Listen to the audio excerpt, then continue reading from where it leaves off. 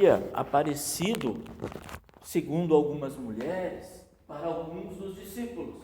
Que as mulheres foram no domingo de manhã e não encontraram ninguém lá no túmulo, encontraram o túmulo vazio, um anjo que deu a mensagem dizendo que ele estava vivo. Eles até falam isso para Jesus, mal sabendo que era Jesus. E então, nós entramos na seguinte reflexão. Às vezes a gente olha para esses dois incrédulos aqui e diz, olha, poxa, como são incrédulos. Já chega o Tomé, que também foi um incrédulo. Mas será que nós, às vezes, também não temos períodos de descrença? Será que nós, às vezes, não nos desviamos um pouco? Eles aqui estão vindo para casa. Vocês notem que na semana passada o texto de Tomé também, Tomé não estava com eles. Os discípulos estavam reunidos numa casa de oração, numa igreja, a portas trancadas. E o Tomé também foi para casa e disse, olha, acabou tudo, ele está morto, eu tenho que tocar minha vida, foi um sonho, valeu, mas acabou. O Tomé era incrédulo também, mas todos os discípulos que estavam naquela casa também eram incrédulos. Eles também estavam ali sem saber o que aconteceu, decepcionados, tristes. E eles esperavam, como esses dois aqui, que fosse ele, esse Jesus, que iria devolver o reino de Israel para eles, porque eles estavam sob o domínio romano. Eles queriam um líder forte, que pegasse a espada, que governasse o povo para uma rebelião contra o povo inimigo, contra os romanos. Mas não. Aí Jesus disse, olha, não é por aí, o meu reino não é deste mundo. Se alguém lhe oferecer a sua face, bater na sua face, ofereça outra. O meu reino é celestial. Eu vim aqui para levar vocês para outro reino, para dar outro reino, o reino dos céus. E aí está para nós uma boa reflexão, para a gente não se preocupar muito com o que acontece aqui, porque aqui é transitório. O cristão precisa ser conformado. Tudo aqui está sob o controle de Deus. Se há maldade, é porque Deus de alguma forma permitiu para que nós aprendêssemos. Se nós estamos vivendo um momento ruim, é porque Deus assim o quis, para nós aprendermos a superar os momentos difíceis, criarmos raízes mais fortes. Tudo está no plano e no controle de Deus. E aqui estão esses dois homens tristes. Há quem diga que era um casal. Eram os seguidores de Jesus. Jesus tinha os 12 discípulos, estavam sempre perto deles, e daí tinham outros que ficavam de longe observando, que iam junto, que formavam uma congregação. Mas ele tinha 12 discípulos, e os outros eram seguidores. E aqui estão esses seguidores tristes. Então, gente, nós passamos às vezes por momentos também de tristeza, de turbulência, nós passamos às vezes por momentos de descrença, às vezes a nossa fé vacila, às vezes nós abandonamos o grupo por um tempo, mas Jesus, mesmo nas nossas poucas dificuldades, Ele nos ampara, Ele nos carrega e Ele segue conosco. Então aquelas pessoas que dizem, eu não creio em Deus, eu não vou à igreja, pois fique sabendo que Jesus também está do teu lado, e Ele vai pegar na sua mão, Ele vai lhe amparar, e você vai reconhecer isso de uma forma ou de outra. O ser humano sozinho não consegue ver nem enxergar Deus na sua vida. Vocês viram que Jesus caminhava junto com aqueles dois incrédulos, mas eles não conseguiam reconhecer Jesus. Às vezes nós não reconhecemos também. Jesus pode estar num familiar que nos ampara, que nos auxilia. Como é bom ter pessoas ao nosso lado, né?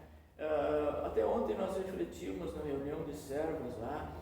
Quem de nós consegue viver sozinho? Nós não conseguimos viver sozinho, né? Nós não conseguimos, nós precisamos, ou os mais grandes aí do seu cônjuge, a esposa, o esposo, ou dos nossos filhos? O que seria de nós sem os nossos filhos? O que seria dos filhos sem os pais? Eles nem existiriam. Nós somos seres sociáveis e nós precisamos viver juntos uns com os outros. Deus está junto de nós, Ele está junto daqueles que são incrédulos, Ele está junto de todos. Mesmo que eu não reconheça isso, vai chegar um momento que eu vou reconhecer.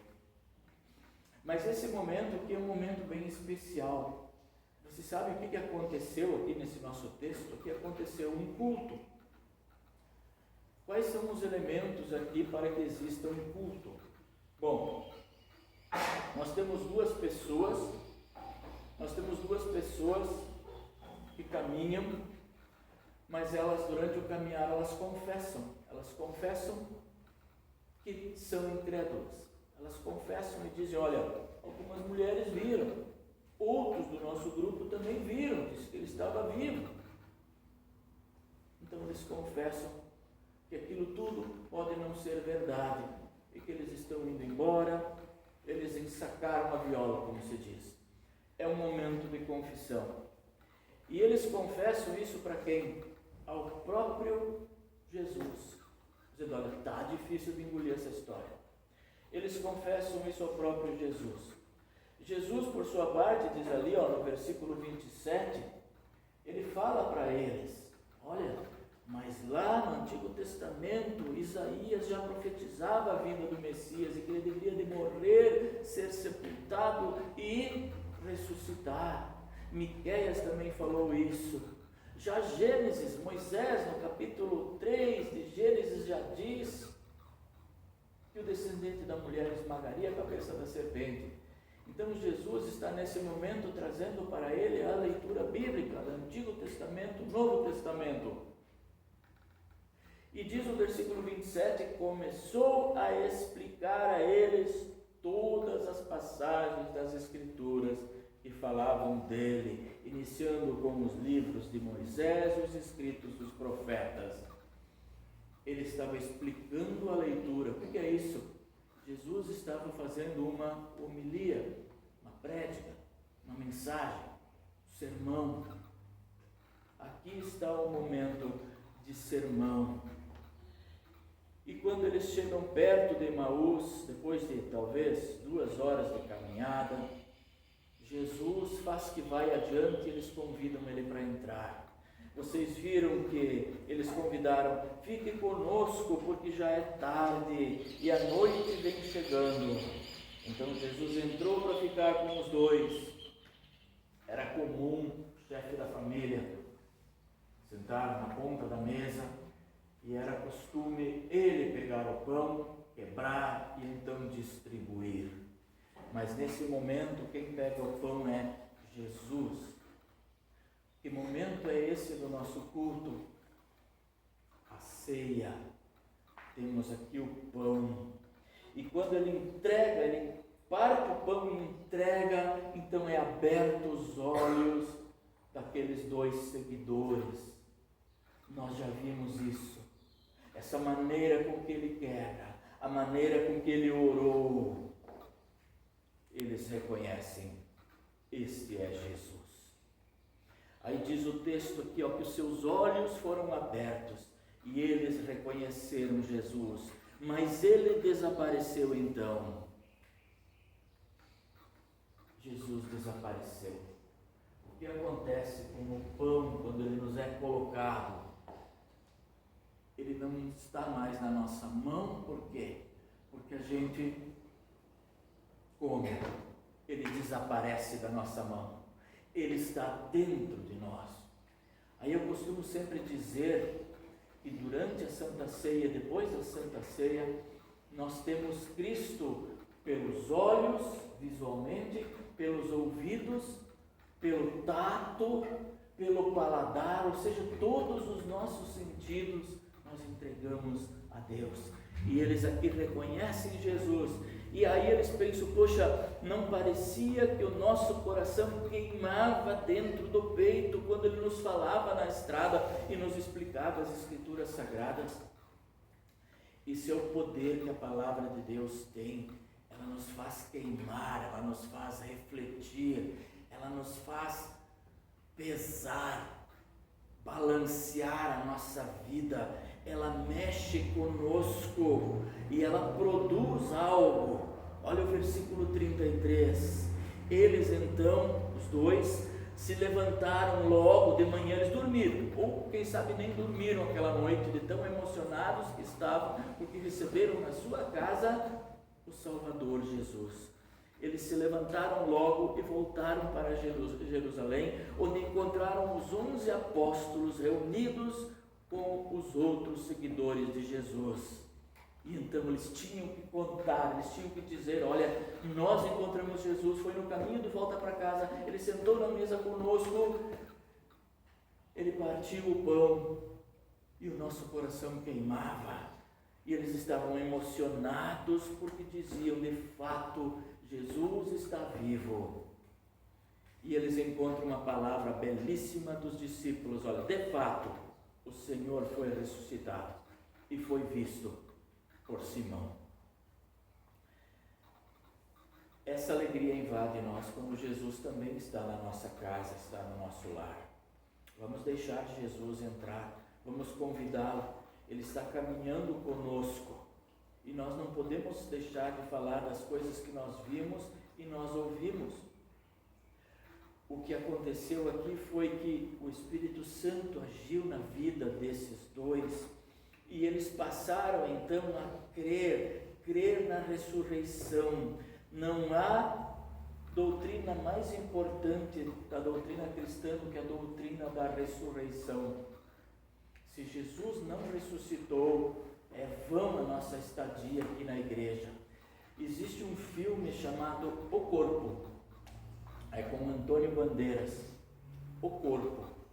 E esse filme é espetacular, mas a gente dá graças a Deus quando termina o filme, porque é apenas um filme. E ele relata o seguinte: alguns padres arqueólogos estavam em Jerusalém escavando e encontraram um túmulo. E nesse túmulo havia um homem sepultado.